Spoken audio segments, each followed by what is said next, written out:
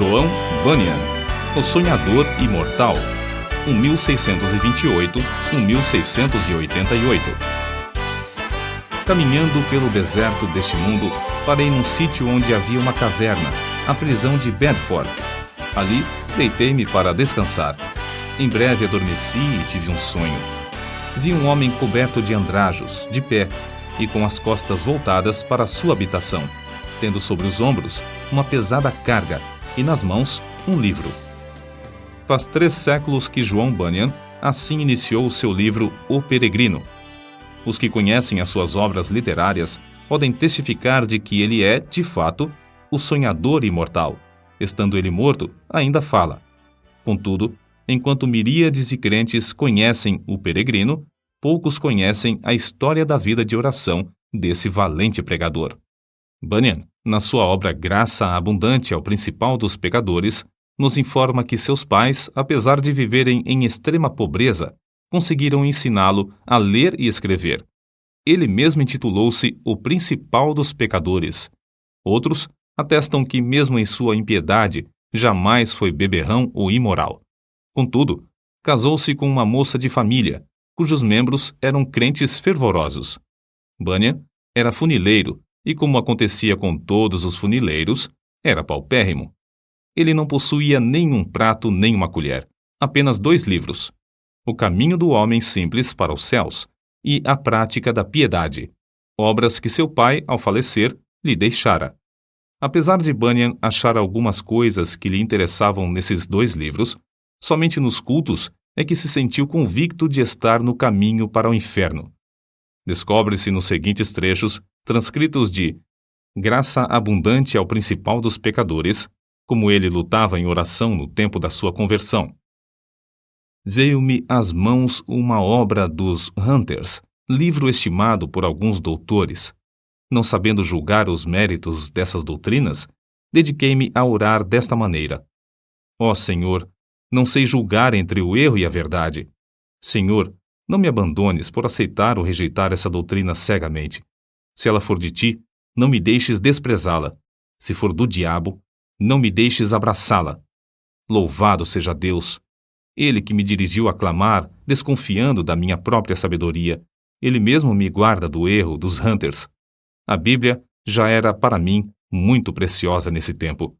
Enquanto me sentia condenado às penas eternas, admirei-me de como o próximo se esforçava para ganhar bens terrestres, como se esperasse viver aqui eternamente. Se eu pudesse ter a certeza da salvação da minha alma, como me sentiria rico, mesmo que não tivesse mais para comer a não ser feijão. Busquei ao Senhor orando e chorando, e do fundo da alma clamei: Ó Senhor, mostra-me, eu te rogo, que me amas com amor eterno. Logo que clamei, voltaram para mim as palavras, como um eco: Eu te amo com amor eterno.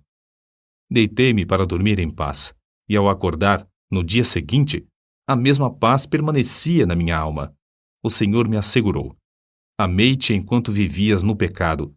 Amei-te antes, amo-te depois, e amar-te-ei por todo sempre. Certa manhã, enquanto tremia na oração, porque pensava que não houvesse palavra de Deus para me sossegar, ele me deu esta frase: A minha graça te basta. O meu entendimento foi tão iluminado como se o Senhor Jesus olhasse dos céus para mim, pelo telhado da casa, e me dirigisse essas palavras. Voltei para casa chorando, transbordando de gozo e humilhado até o pó. Contudo, certo dia, enquanto andava no campo, a consciência inquieta, de repente essas palavras entraram na minha alma: Tua justiça está nos céus. E parecia que, com os olhos da alma, via Jesus Cristo à destra de Deus, permanecendo ali como minha justiça. Vi, além disso, que não é o meu bom coração que torna a minha justiça melhor, nem que a prejudica, porque a minha justiça é o próprio Cristo, o mesmo ontem, hoje e para sempre. As cadeias, então, caíram-me das pernas. Fiquei livre das angústias. As tentações perderam a força. O horror da severidade de Deus não mais me perturbava, e voltei para casa regozijando-me na graça e no amor de Deus. Não achei na Bíblia a frase: Tua justiça está nos céus, mas achei o qual para nós foi feito por Deus sabedoria e justiça, e santificação e redenção. 1 Coríntios, capítulo 1, versículo 30. E vi que a outra frase era verdade. Enquanto eu assim meditava, o seguinte trecho das Escrituras penetrou no meu espírito com poder. Não pelas obras de justiça que houvéssemos feito, mas segundo a sua misericórdia nos salvou. Assim, fui levantado para as alturas, e me achei nos braços da graça e misericórdia. Antes temia a morte, mas depois clamei: quero morrer. A morte tornou-se para mim uma coisa desejável. Não se vive verdadeiramente antes de passar para outra vida. Oh, pensava eu, esta vida é apenas um sonho em comparação à outra. Foi nessa ocasião que as palavras herdeiros de Deus se tornaram tão cheias de sentido que eu não tenho como explicá-las aqui nesse mundo. Herdeiros de Deus. O próprio Deus é a porção dos santos. Isso vi e disso me admirei, contudo, não posso contar o que vi. Cristo era um Cristo precioso na minha alma. Era o meu gozo, a paz e o triunfo por Cristo eram tão grandes que tive dificuldade em conter-me e ficar deitado. Bunyan, ainda que lutando para sair da escravidão do vício do pecado, não fechava a alma aos perdidos, que ignoravam os horrores do inferno. Acerca disto, ele escreveu: percebi pelas Escrituras que o Espírito Santo não quer que os homens enterrem os seus talentos e dons, mas antes que despertem esses dons. Dou graças a Deus por me haver concedido uma medida de entranhas e compaixão pela alma do próximo, e me enviou a esforçar-me grandemente para falar uma palavra que Deus pudesse usar para apoderar-se da consciência e despertá-la. Nisso, o bom Senhor respondeu ao apelo de seu servo, e o povo começou a mostrar-se comovido e angustiado de espírito ao perceber o horror do seu pecado e a necessidade de aceitar a Jesus Cristo. De coração, clamei a Deus com grande insistência que ele tornasse a palavra eficaz para a salvação da alma. De fato, disse repetidamente ao Senhor que, se o meu enforcamento perante os olhos dos ouvintes servisse para despertá-los e confirmá-los na verdade, eu aceitaria alegremente. O maior anelo em cumprir meu ministério era o de entrar nos lugares mais escuros do país. Na pregação, realmente sentia dores de parto para que nascessem filhos para Deus. Sem fruto, não ligava importância a qualquer louvor aos meus esforços.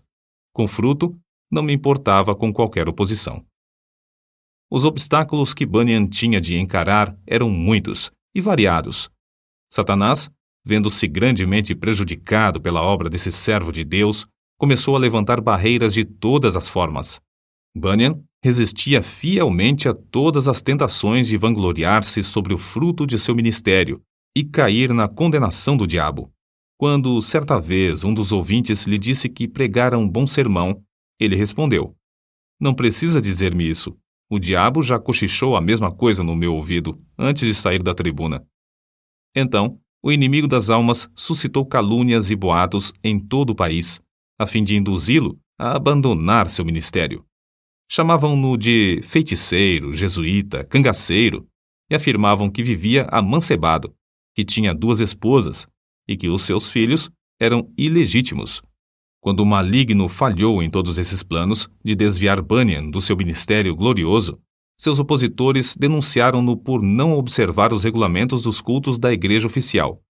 As autoridades civis o sentenciaram à prisão perpétua, recusando terminantemente a revogação da sentença, apesar de todos os esforços de seus amigos e dos rogos de sua esposa. Tinha de ficar preso até se comprometer a não mais pregar.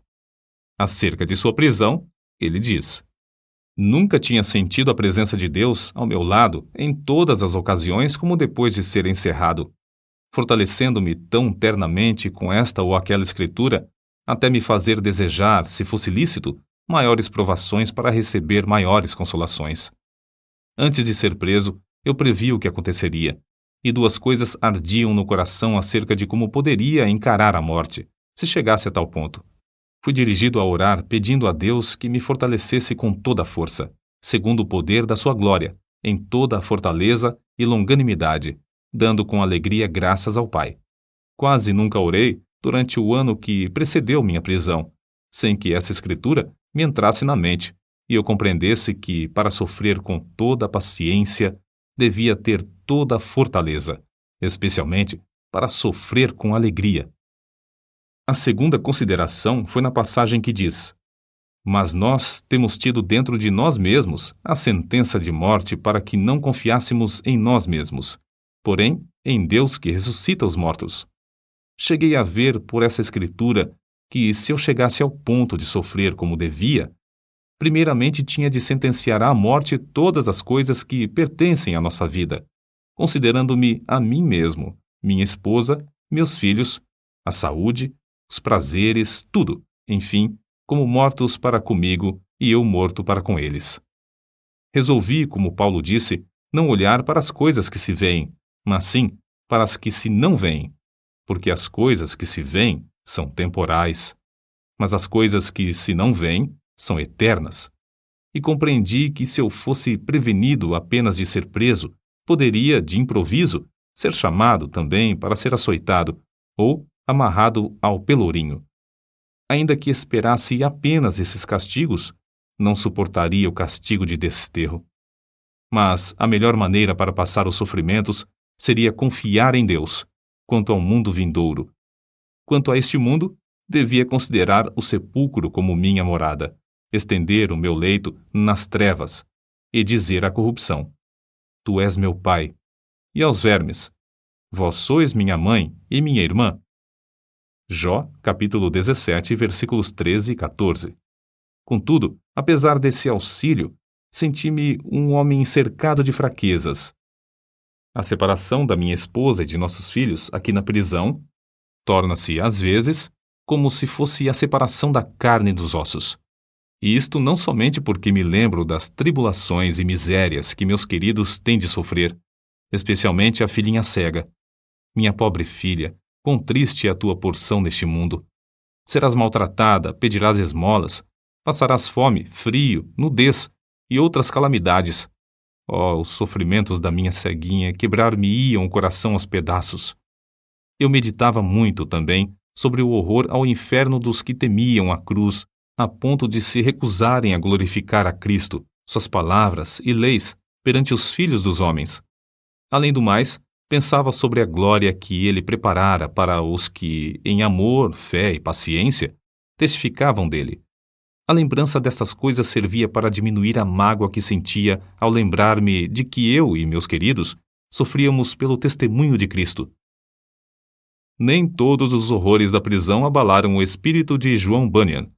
Quando lhes ofereciam a sua liberdade sob a condição de ele não pregar mais, respondia: Se eu sair hoje da prisão, pregarei amanhã, com o auxílio de Deus. Mas se alguém pensar que, afinal de contas, João Bunyan era apenas um fanático, deve ler e meditar sobre as obras que nos deixou.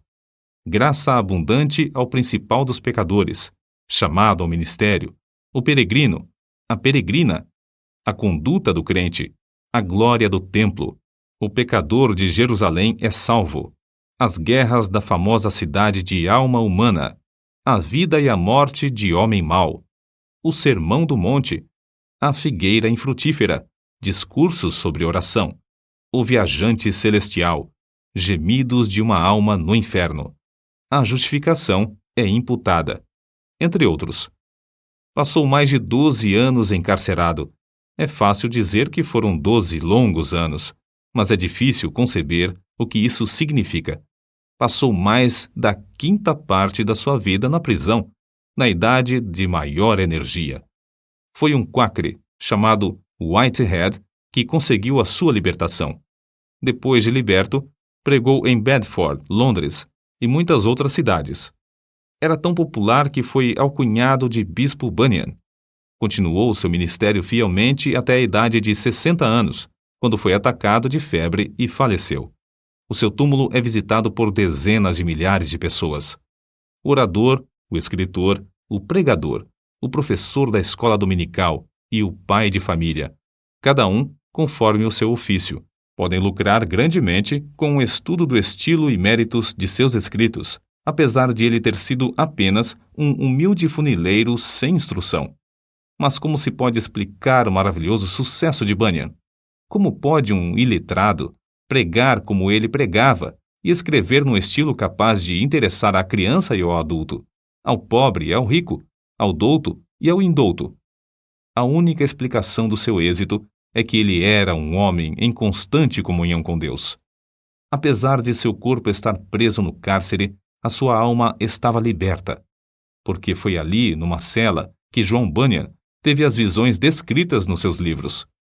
Visões muito mais reais do que os seus perseguidores e as paredes que o cercavam. Depois de desaparecerem os perseguidores da terra e as paredes virarem pó, o que Bunyan escreveu continua a iluminar e alegrar todas as terras e gerações. O que vamos citar mostra como Bunyan lutava com Deus em oração. Há na oração o ato de desvelar a própria pessoa, de abrir o coração perante Deus, de derramar afetuosamente a alma em pedidos, suspiros e gemidos. Senhor, disse Davi, diante de ti está todo o meu desejo, e o meu gemido não te é oculto. Salmo capítulo 38, versículo 9. E outra vez, a minha alma tem sede de Deus, do Deus vivo. Quando entrarei e me apresentarei ante a face de Deus? Quando me lembro disto, dentro de mim, derramo a minha alma. Salmos, capítulo 42, versículos 2 ao 4. Note, derramo a minha alma. É um termo demonstrativo de que, em oração, sai a própria vida e toda a força para Deus. Em outra ocasião, escreveu: as melhores orações consistem, às vezes, mais em gemidos do que em palavras, e estas palavras não são mais que a mera representação do coração, vida e espírito de tais orações. Como ele insistia e importunava em oração a Deus, fica claro no trecho seguinte: eu te digo, continua a bater, chorar, gemer e prantear. Se ele se não levantar para te dar porque és teu amigo, ao menos por causa da tua importunação, levantar-se-á para dar-te tudo o que precisares. Sem contestação, o grande fenômeno da vida de John Bunyan consistia no seu conhecimento íntimo das Escrituras, as quais amava, e na perseverança em oração ao Deus que adorava. Se alguém duvidar de que Bunyan seguia a vontade de Deus nos 12 longos anos que passou na prisão de Bedford, deve lembrar-se de que esse servo de Cristo, ao escrever O Peregrino, atrás das grades, pregou um sermão que já dura quase 3 séculos e que hoje é lido em 140 línguas. É o livro de maior circulação depois da Bíblia. Sem tal dedicação, não seria possível conseguir o incalculável fruto eterno desse sermão pregado por um funileiro cheio da graça de Deus. Nota: Quakre, forma aportuguesada de Quakers, como eram mais conhecidos os membros da Sociedade dos Amigos, nome de uma comunidade de cristãos protestantes surgida no século XVII. No início, eram seguidores de um pregador leigo, o inglês George Fox, que, em 1647, começou a pregar a doutrina de Cristo dentro. Todas as pessoas podem sentir a palavra de Deus em suas almas, caso se esforcem para ouvi-la. Interpretavam literalmente as palavras de Jesus Cristo nas Escrituras. Eram contra prestar juramentos e contra a guerra. Destacavam-se sempre pela solidariedade. Em 1947, os comitês britânico e americano de socorro Quaker Internacional receberam o Prêmio Nobel da Paz. Enciclopédia em Carta.